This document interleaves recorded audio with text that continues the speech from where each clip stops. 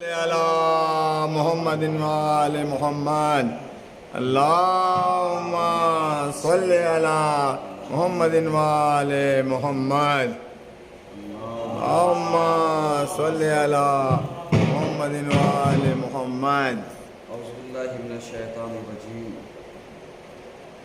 بسم اللہ الرحمن الرحیم الحمدللہ رب العالمین الصلاة والسلام علی اشرف الانبیاء والمرسلین اما بعد فقد قال علیہ السلام سلامت الدین والدنیا فی مدارات الناس اللهم صل على محمد وآل محمد عزیزان گرامی، آج کے پہلے خطبے میں سلسلے مباحث کو آگے بڑھاتے ہوئے ہماری گفتگو اس عنوان پر جاری ہے کہ سلامت الدین والدنیا فی مدارات الناس، دین اور دنیا کی سلامتی لوگوں کے ساتھ اچھا برتاؤ کرنے میں علیہ السلام، کیونکہ آج کے زمانے میں اگر آپ ملاحظہ فرمائیں اور دیکھیں تو جو انسانوں کے اندر سب سے بڑی کمیاں نظر آتی ہیں وہ یہی ہے کہ انسان مدارات فی الناس سے عاری ہے، کیونکہ مدارات فی الناس کا مطلب لوگوں کے ساتھ اچھا برتاؤ کرنا، اچھے طریقے سے پیش آنا، اور مدارات فی الناس میں ایک چیز یہ بھی ہوتی ہے کہ ہم حق پرستی اور باطل پرستی کو یقیناً اور یقینی طور پر جانتے بھی ہوں اور پہچانتے بھی ہوں، کیونکہ مدارات فی الناس کا مطلب سچائی پر قائم رہنا اور باطل کے مقابلے ڈٹ کر کے کھڑے ہو جانا۔ آج یقیناً 8 شوال ہے اور روز سیاہ ہے، بلیک ڈے، یوم غم کا دن ہے، کیونکہ اس سے بہت ساری تاریخیں وابستہ ہیں اور پروٹیسٹ کرنے کا مطلب، احتجاج کرنے کا مطلب یہی ہوتا ہے کہ جب ہم کو بڑے بڑے مقاصد کو بچانا ہو اور دشمن کے حوصلے کو پست کرنا ہو تو ہمیں پروٹیسٹ کرنا چاہیے۔ یقیناً ان ظالموں نے اور جابروں نے کہ جنہوں نے جنت البقیع کو، جنت المعلا کو اور ان جگہوں کو کہ جہاں پر پیغمبر کے آباء و اجداد دفن تھے، ان جگہوں کو جو انہوں نے مسمار کیا اور برابر کیا، یقیناً یہ ایک سوالیہ نشان ہے ہم سب مسلمانوں کے لیے اور ہم سب مسلمانوں پر، کیونکہ اگر ہم یعنی مسلمان ہیں اور اپنے پیغمبر سے، آل پیغمبر سے، صحابیان پیغمبر سے محبت کرتے ہیں تو محبت کا مطلب یہ ہے کہ ہماری محبت میں عدالت ہونی چاہیے،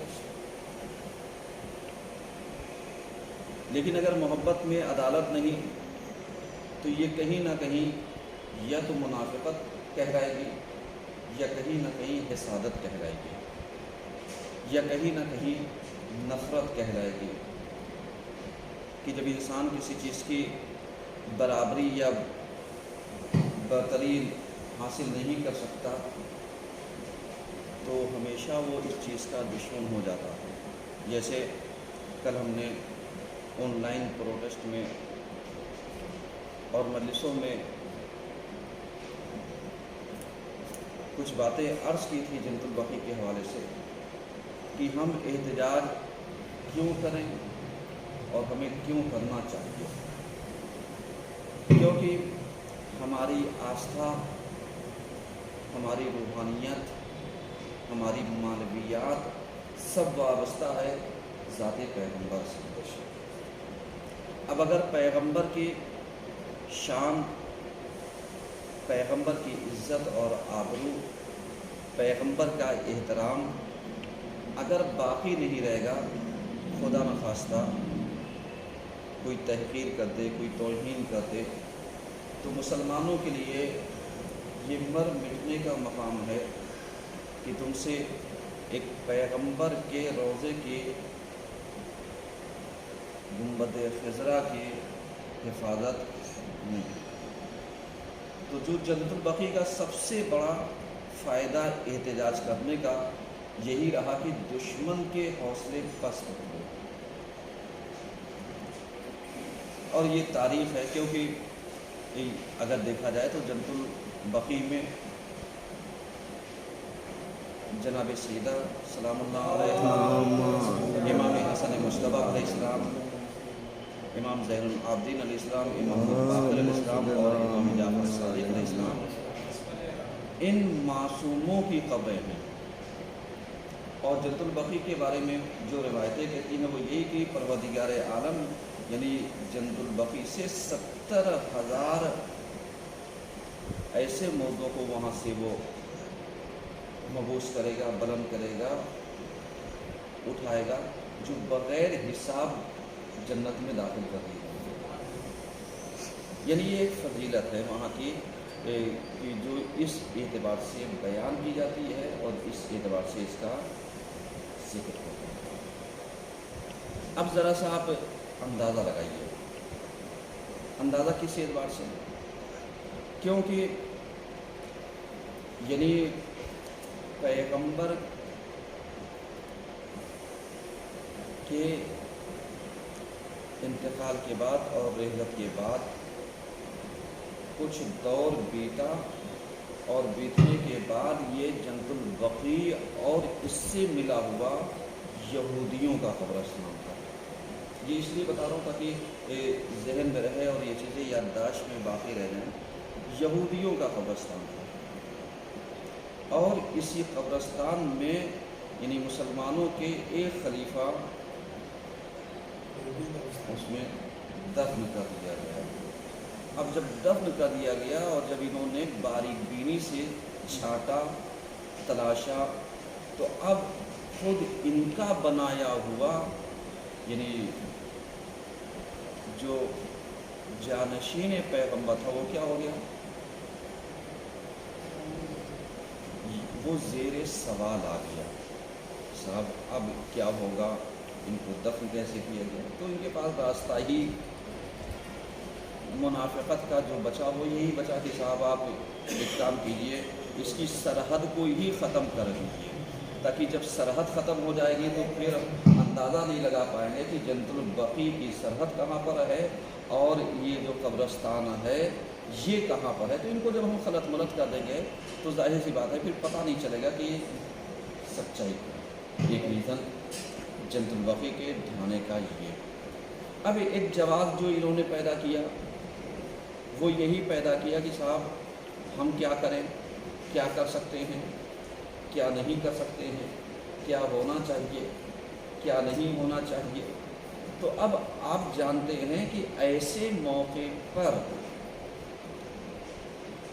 جس چیز کو انہوں نے بیس بنایا، کسی چیز کو خراب کرنے کے لیے، تبدیل کرنے کے لیے، بگاڑنے کے لیے کچھ بیس بنایا جاتا ہے، کوئی ایک تحریک، کوئی ایک مقصد، کوئی ایک لاجک، کوئی ایک قانون بنایا جاتا ہے جس کی بنیاد پر یعنی کسی چیز کی تخریب کاری کی جا سکے۔ اب ایک سوال یہی ہوتا ہے کہ صاحب آپ نے جند البقیع کے روزوں کو مسمار کیوں کیا، انہدام کیوں کیا، گرایا کیوں؟ تو سیدھے سیدھے یہ مسلمان آ کر کے یہی کہتے ہیں صاحب کیا کریں، پیغمبر سے حدیثیں تھی، پیغمبر سے بہت ساری باتیں آئی ہوئی تھی کہ قبروں کے اوپر قبہ نہیں ہونا چاہیے، روضہ نہیں ہونا چاہیے، مزار نہیں ہونی چاہیے، چاہے دیواری نہیں ہونی چاہیے۔ ہم ایک سوال آپ سے کرتے ہیں، جب شخصیت عام ہوتی ہے، وہ شخصیات کی جن کا احترام ہمیں باقی رکھنا ہوتا ہے، سمجھیے گا، جن کا وجود خود لوگوں کے لیے بابرکت ہو، کہ جن کے طفیل میں، جن کے صدقے میں، جن کے وسیلے میں یہ کائنات خلق ہوئی ہو، اب ان کے وجود کو باقی رکھنا تاکہ تا قیامت لوگوں کو یہ پتہ رہے کہ صاحب جن کے طفیل میں یہ کائنات خلق ہوئی ہے، ان کی قبور یہاں پر ہے، ان کا مقبرہ یہاں پر ہے، ان کے مزارات مقدسات یہاں پر ہیں، ان کی ساری چیزیں یہاں پر ہیں۔ اب جب ایسی چیزیں یعنی پیش آئیں گی تو ہمیں کیا کرنا چاہیے؟ ہمیں یہ کرنا چاہیے کہ ہم ایسی چیزوں کو کیا کریں گے؟ باقی رکھیں گے، تاکہ اس کی اہمیت اور اس کی عظمت جو ہے وہ کیا رہے؟ باقی رہے۔ اب اسی قانون کو ہم آ کر کے مطلب سب سے برابر کر دیں، سب کے لیے ہم آ کر کے وہ کر دیں، نتیجہ کیا ہوگا؟ نتیجہ یہ ہوگا کہ اگر ہم اس چیز کو برابر کر دیں گے تو نتیجہ کیا ہوگا؟ نتیجہ یہ ہوگا کہ ہمارے سامنے دقت پیش آئے گی، اور جب دقت پیش آئے گی تو ہم کیا کریں گے؟ ہم وہ کام انجام دیں گے کہ جس کی وجہ سے یعنی ہمیں دقت نہ ہو۔ مثلا کہ قبروں کا احترام باقی رکھنا تھا، وی آئی پی یعنی چیزوں کو برقرار رکھنا تھا، جب ساری چیزوں کی بقا ضروری تھی تو اب ہر قانون ہر ایک کے اوپر لاگو نہیں ہوتا۔ مثلا جیسے قرآن نے اہل بیت کو ازواج سے الگ کر دیا، نہیں اور آپ نے تو کیا، پنجتن کو صحابہ سے جدا کر دیا، صحابیوں کو اعمال کی بنیاد پر ایمان کی درجہ بندی کر دی، اور اس سے بڑھ کر کے جو دلیل دے رہا ہوں وہ یہی کہ یعنی قرآن نے جو کام کیا وہ یہی کیا کہ نبیوں کی جو فضیلت تھی، فضلناہ بعضهم علی بعض، یعنی ان میں جو درجہ بندی کر دی، تو اس کا مطلب یہ تھا کہ قرآن حق بیانی کرنا چاہتا ہے، اور اسی وجہ سے ہمارا عقیدہ یہی ہے کہ 1,24,000 نبی آئے، لیکن اگر آپ 1,24,000 نبیوں کو تلاشنا چاہیں قرآن میں موجود ہے، 26-27 نام قرآن میں باقی ہیں۔ تو اب کوئی صاحب یہ سوال اٹھا دے کہ صاحب قرآن نا انصافی کرتا ہے، اس کو 1,24,000 نبیوں کا ذکر کرنا چاہیے تھا، تو اب قرآن نے باقی کسے رکھا؟ جن کی قربانیاں تھیں، جن کے درجات تھے، جنہوں نے یعنی دین کے لیے، اسلام کے لیے بہت ساری چیزیں بیان کی کہ جو آج ہمارے لیے عبرت کا مقام ہے، جو ہمارے لیے سرنوشت ہے، جو ہمارے لیے سیرت ہے۔ تو اب اس کا مطلب یہ ہو گیا کہ قرآن کی روح سے اگر اس چیز کو دیکھا جائے تو کیا ہوگا؟ یعنی قرآن نے اس چیز کو بیان کرنا چاہا اور بتلانا چاہا کہ صاحب یعنی جو فضیلت ہے جو برتری ہی سے باقی رکھو۔ اب ذرا سا آپ آئیے، عالم اسلام سے میں سوال کرنا چاہتا ہوں، جنت البقیع میں دفن ہونے والی فاطمہ، کائنات کی کوئی ایک عورت لے آئے جو فاطمہ سے برتر ہو؟ ہے کوئی عورت؟ نہیں۔ کوئی عورت لے آؤ جو جناب خدیجہ سے زیادہ درجہ رکھتی ہو؟ نہیں۔ جس کی خدمات اسلام میں سب سے زیادہ ہے، یعنی پوری دولت کو آپ نے دین کی راہ میں خرچ کر دیا۔ اب नतीजा ये हुआ कि जब दीन की राह में इस दौलत को खर्च कर दिया तो अब कोई दिक्कत नहीं। अब इनके किरदार को तो बाकी रखना पड़ता। जैसे कुरान ने 4 औरतों का जिक्र किया, क्या कुरान को 4 ही औरतें मिली थी?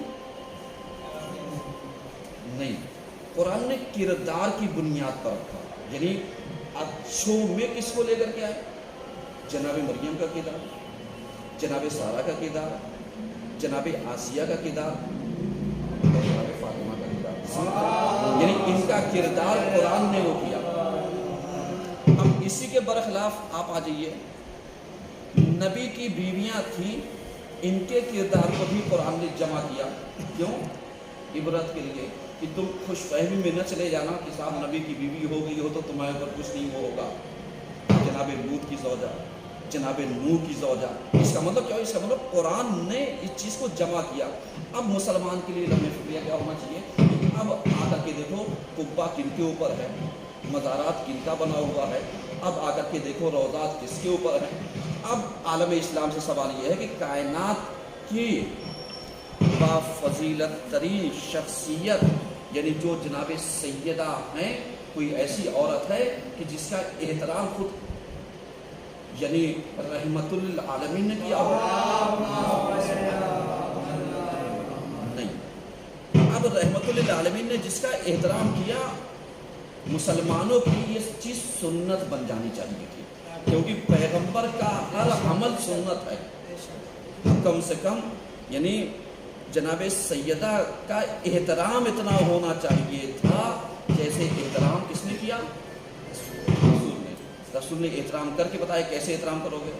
जाते थे दरवाजे को बस सलाम करते थे, जाते थे दरवाजे को बस दुरूद भेजते थे, जाते थे यानी सैयदा आती थी खड़े हो जाते थे। तो ये चीज़ें मुसलमानों के अंदर आनी चाहिए थी, नहीं आनी चाहिए थी कि जहाँ पर सैयदा रहती हैं उस जगह का एहतराम, जहाँ पर सैयदा दफन है उस जगह का एहतराम, ये सुन्नत बनना चाहिए था, नहीं बनना चाहिए था? बेशक।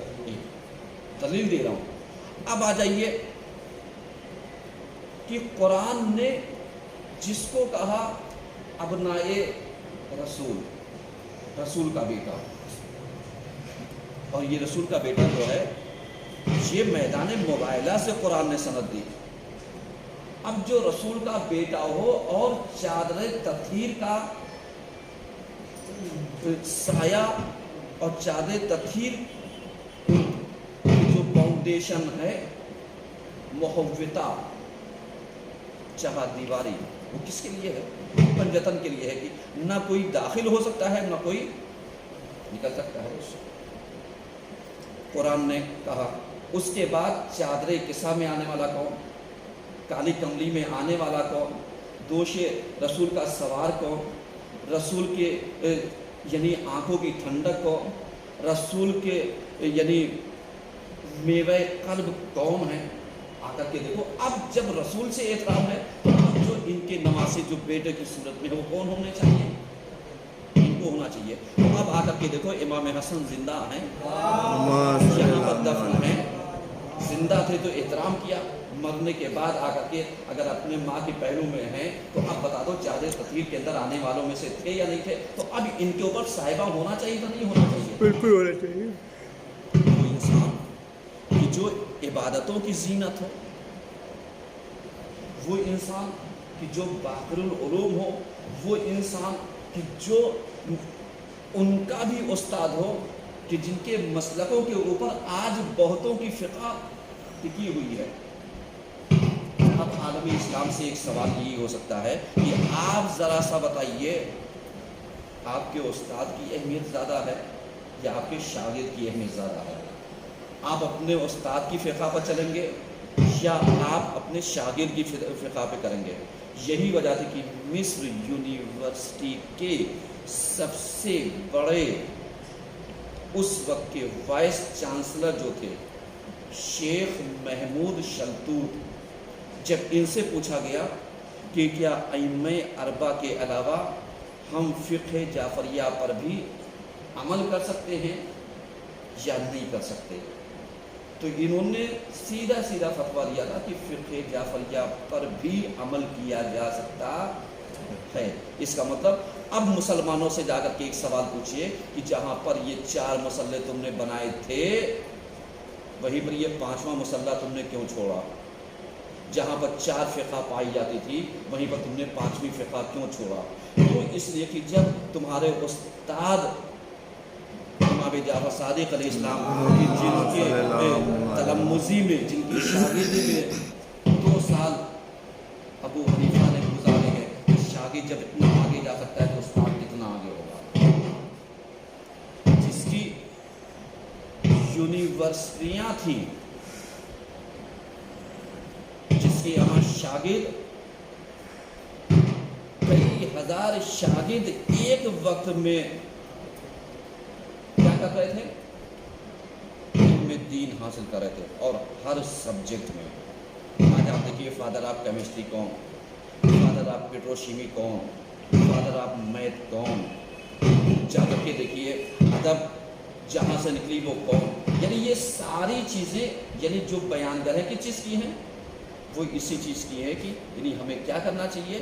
ہمیں یہ کرنا چاہیے کہ ہم اس چیز کو بچا کر کے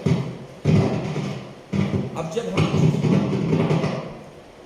بچا کر کے رکھیں گے نتیجہ کیا ہوگا؟ نتیجہ یہ ہوگا کہ ہماری سمجھ میں آئے گا کہ ہم نے کہیں شاگردوں کو آگے بڑھانے کے چکر میں استادوں کے ساتھ تو کہیں ناانصافی نہیں کر رہے، کہیں ہم نے ان کو تو پیچھے نہیں چھوڑ دیا۔ اب یہ لمحے فکریہ ہے مسلمانوں کے لیے۔ اب آؤ تم مسلمانوں بتاؤ، تم نے استاد کے مزار کو ڈھایا ہے یا شاگرد کے مزار کو ڈھایا ہے؟ تم نے یعنی بنت رسول کے مزار کو ڈھایا ہے یا آ کر کے اور بھی مسلک کے جو امام ہیں ان کے مزار کو ڈھایا ہے؟ جا کر کے دیکھو، یہی ابو ہریرہ جن سے بہت ساری روایتیں گڑھ لی گئی، ایران کے بہترین Islamic scholar, research scholar Murtaza Hussain بہترین اپنی کتاب یعنی جو انہوں نے فارسی میں لکھا تھا 150 صحابی ساختگی اس کتاب کا نام ہے، یعنی 150 گڑھے ہوئے صحابی یعنی جنہیں ڈپلیکیٹ لا کر کے، جن کا وجود نہیں تھا، ڈپلیکیٹ نام کے ذریعے ان کی طرف سے حدیثیں منسوخ کر کے لا کر کے گڑھ دیا گیا، اور ان کو بیان کرنے والا سب سے زیادہ، نقل کرنے والا ابو ہریرہ، اس سے سب سے زیادہ حدیثیں پائی جاتی ہیں۔ آج جا کر کے دیکھو ابو ہریرہ کے مزار کے اوپر گنبد ہے یا نہیں ہے؟ آپ غور فرما رہے ہیں؟ یہ اس لیے عرض کر رہا تھا کہ آپ لمحہ فکریہ وہ کیجیے۔ ابن تیمیہ یعنی جس کی حدیث بیان کرتا، حدیثوں کے اوپر، جس کے فتاوا کے اوپر یہ تم نے مسمار کیا ہے، جا کر کے دیکھو اس کے اوپر وہ ہے یا نہیں ہے؟ گنبد باقی ہے نہیں باقی ہے؟ اور یہ 4 مسلک، امام شافعی ہوں، امام احمد بن حنبل ہوں، یا معلوم دیا امام ابو حنیفہ ہوں، یا امام مالک ہوں، یعنی یہ چاروں مسلک کے اوپر آج گنبد باقی ہے۔ تو ایک سوال یہ ہے کہ آیا ان کا رتبہ زیادہ تھا یا فاطمہ کی بیٹی کا رتبہ زیادہ تھا؟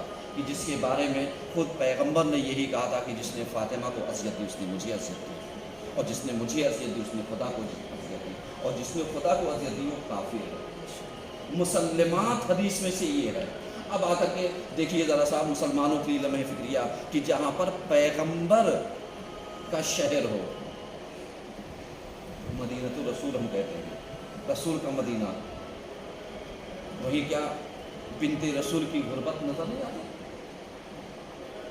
وہاں پر تمہیں اس چیز کو سمجھنا نہیں چاہیے، وہاں پر تمہیں اس چیز کو محسوس نہیں کرنا چاہیے، وہاں پر تمہیں اس چیز کو باقی نہیں رکھنا چاہیے۔ تو اب نتیجہ کیا ہوا؟ نتیجہ یہ ہوا کہ ہم چونکہ یعنی ان چیزوں کے اوپر عمل نہیں کرتے، اور ہماری نظر میں یعنی سب کو ہم ایک لاٹھی سے ہانکتے ہیں، یہی وجہ ہے کہ ہم نے اہل بیت کو غیر اہل بیت سے، صحابہ کو غیر صحابہ سے، صحابہ میں حقانیت اور غیر حقانیت سب کو ہم نے فراموش کر دیا، اور جس نے بدھ کی نماز پڑھائی تھی اس کو بھی ہم نے صحابی کہہ دیا، اور جس نے حق کے اوپر جان دی تھی اس کو بھی صحابی کہہ دیا۔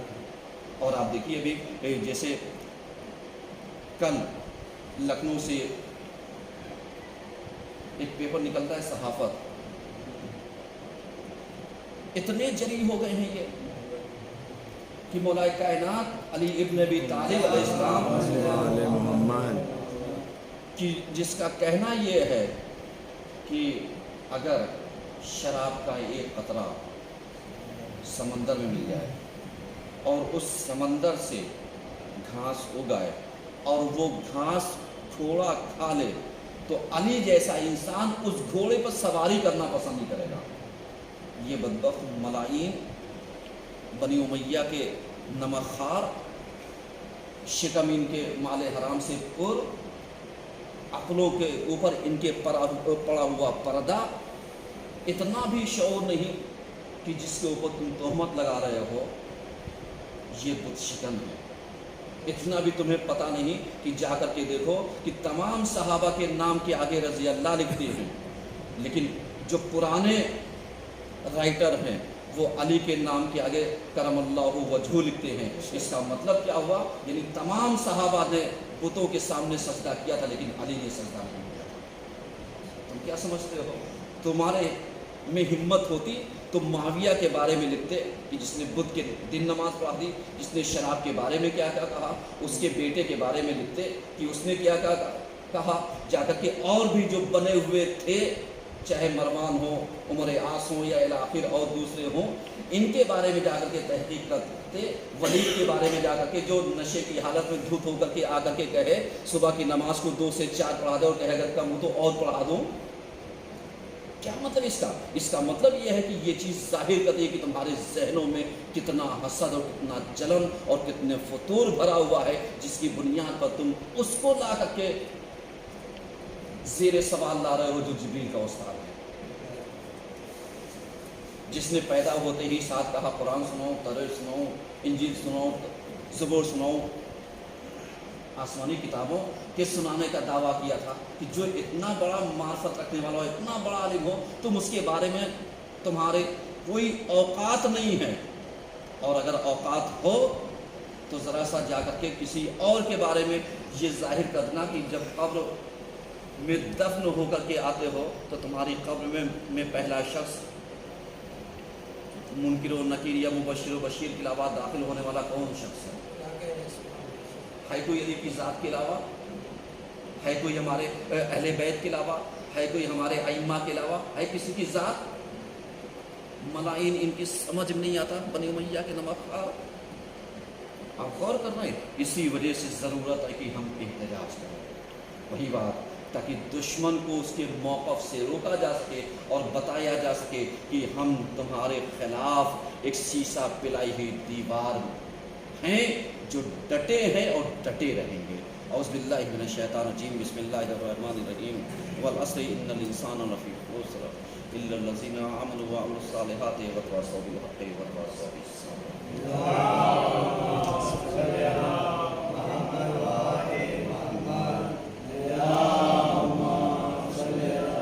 मोहम्मद अल्लाहुम्मा सल्लि अला मोहम्मद व आले मोहम्मद। औज़ु बिल्लाहि मिनश शैतानिर रजीम, बिस्मिल्लाहिर रहमानिर रहीम, अल्हम्दुलिल्लाहि रब्बिल आलमीन, अस्सलातु वस्सलामु अला अशरफिल अंबिया'i वल मुरसलीन, अम्मा बाद फ़क़द क़ाल अल-हसन अलैहिस्सलाम, इन्नल्लाहा जअला शहर रमज़ान मिज़बारन लिख़ल्क़िही फ़यस्तबिक़ूना फ़ीहि बिइत्ताअतिही इला मरज़ातिही।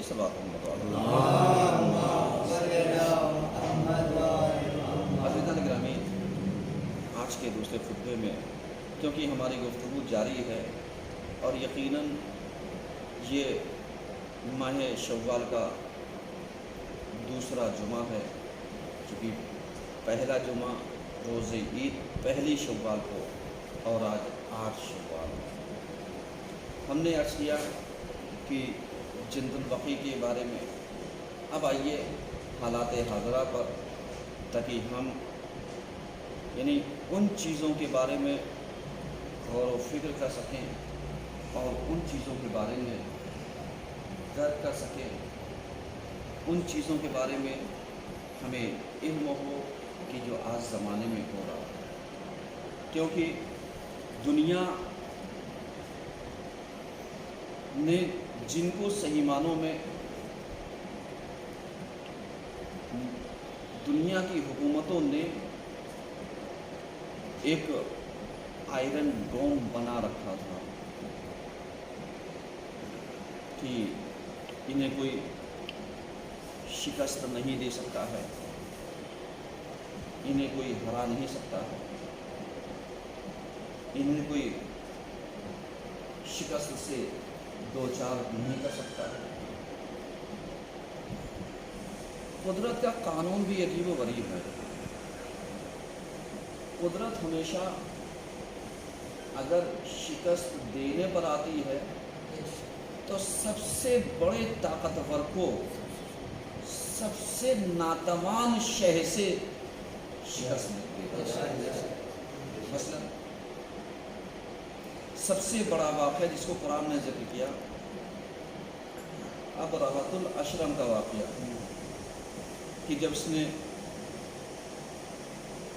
یعنی مکے پر چڑھائی کی اور یہ سوچا کہ خانہ کعبہ کو ہم مسمار کر دیں گے تو جو ہم نے اپنے یہاں معبد بنایا ہے لوگ یہاں پر حج کرنے کے لیے آئیں گے، یہ تھا حسد۔ اور جب یہ آیا تو آپ جانتے ہیں ہاتھیوں کا لشکر لے کر، ہاتھیوں کے لشکر کا مطلب کیا ہوگا؟ یعنی اتنا بڑا لشکر کہ لوگ دیکھ کر کے ڈر گئے، لے کر کے آیا۔ اللہ نے شکست کس سے دی؟ ابابیل کو دیکھیے کہ چھوٹی سی چڑیا جس کی منقار میں، چوچ میں اور جس کے پنجوں میں کتنی کنکریاں آئیں گی؟ منقار میں ایک کنکریاں، پنجوں میں دو چار کنکریاں آ رہی ہیں۔ اگر دیکھا جائے تو حد اقل 3 کنکریاں ہر ایک کے پاس تو ہوں گی، اس سے زیادہ بھی ہو سکتا ہے۔ اب ابابیل کا لشکر آیا، شکست کسے ہوئی؟ ان کو جنہوں نے یہ سوچا تھا خانہ کعبہ کو ڈھا دیں گے، اور یہ ایسے ہو گئے کعصف معقول، چبائے ہوئے بھوسے جیسے۔ اب ذرا سا تاریخ پڑھ لیں۔ اس کے بعد جنگ بدر ہے، جنگ حنین ہے، جنگ خیبر ہے، بڑے بڑے مارکے ہیں۔ اسلام کے مقابلے میں کفار، جیتا کون؟ اس کے بعد آئیے کربلا کا واقعہ، لاکھوں کے لشکر کے مقابلے میں صرف 72 افراد، جیتا کون؟ سبب ہے آج یعنی جس چیز کی طرف یعنی اشارہ ہے اسلام، اشارہ ہے آج یہودیوں کا، جسے ہم اسرائیل ایک مرکز یہ قابض ہیں، تو انہوں نے سوچا تھا کہ صاحب یا تو ہم انہیں ہرا دیں گے یا ہم اس چیز کو جو بیت المقدس ہے، مسجد الاقصی ہے یا قبۃ الصخرہ ہے، ہم اس کو خدا نہ خواستہ آخری حربہ یہ ہوگا کہ ہم اس کو ڈھا دیں گے، اسی لیے دوسرا بنا دیں گے۔ لیکن ایک چھوٹا سا گروہ جسے حماس کہتے ہیں، کئی دن لگا، 11 دن، اور 11 دن لڑنے کے بعد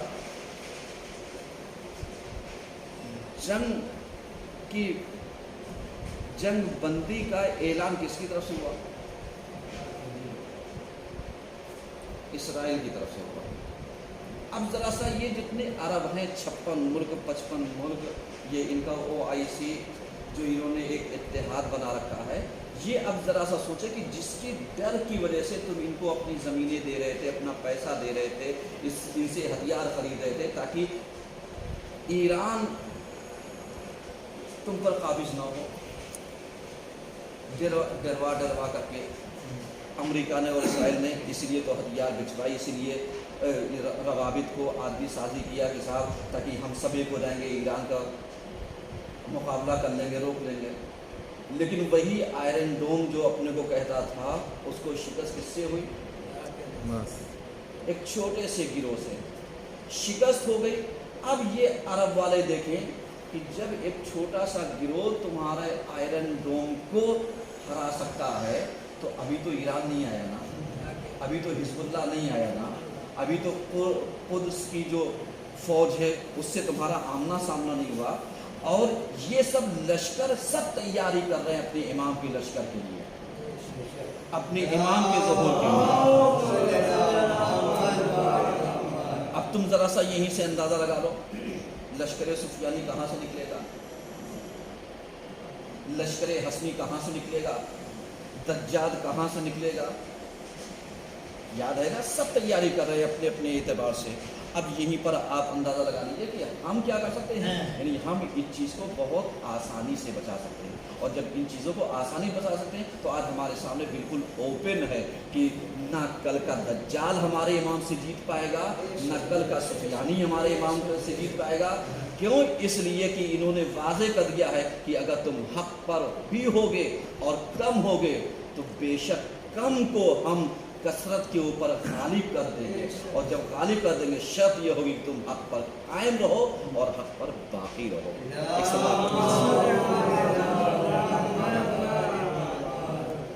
اب یہاں پر آخری بات, ایک گزارش آپ سبھی لوگوں سے.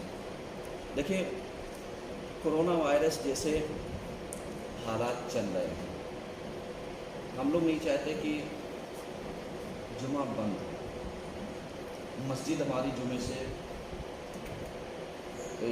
خالی ہو.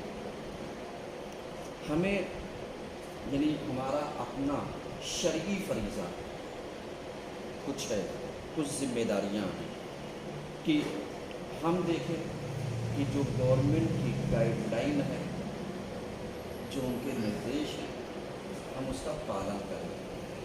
اگر ہمیں اس جمعے کو نماز مل گئی ہے, ہم کوشش کریں اگلے جمعے کو نئے آدمی کو موقع دیں,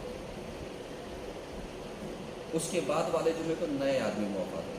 پھر خود ہم اتنا وہ رکھیں کہ دیکھیں کہ ہم لیٹ آ رہے ہیں, ہم پہلے آ رہے ہیں, ہم بعد میں آ رہے ہیں, تو یہ یاد رہے کہ کوئی ضروری نہیں کہ یہاں پر تالا لگایا جائے, کوئی ضروری نہیں کہ یہاں پر کسی کو روکا ٹوکا جائے, کوئی ضروری نہیں کہ یہاں پر کسی کو منع کی جائے. یہ چیزیں تہذیب کے خلاف ہیں, لیکن کم سے کم ہماری اپنی شرعی ذمہ داری بھی ہے کہ اگر ہم دیکھیں یہاں پر یعنی اتنے افراد موجود ہیں جتنے گورنمنٹ کے نردیش کے انوسار موجود ہیں, تو ہم خود یہاں سے اگر اپنے شرعی ذمہ داری ہوتے ہوئے واپس ہو جائیں گے تو یقین جانیے آپ کو گھر سے نکلنے کا ثواب جمعہ پڑھنے کا ضرور ملے گا. آپ اپنے گھر کے اوپر جا کر کے ظہرین ادا کر لیجیے گا بغیر کسی کی ناراضگی کے, بغیر کسی سے منہ موڑے ہوئے. تو انشاءاللہ یعنی اس چیز کو ہم اگلے ہفتے سے ضرور پالن کریں گے تاکہ کم سے کم یعنی دقت نہ ہو اور ہماری مسجد جمعے سے خالی نہ رہے. اعوذ باللہ من الشیطان الرجیم, بسم اللہ الرحمن الرحیم.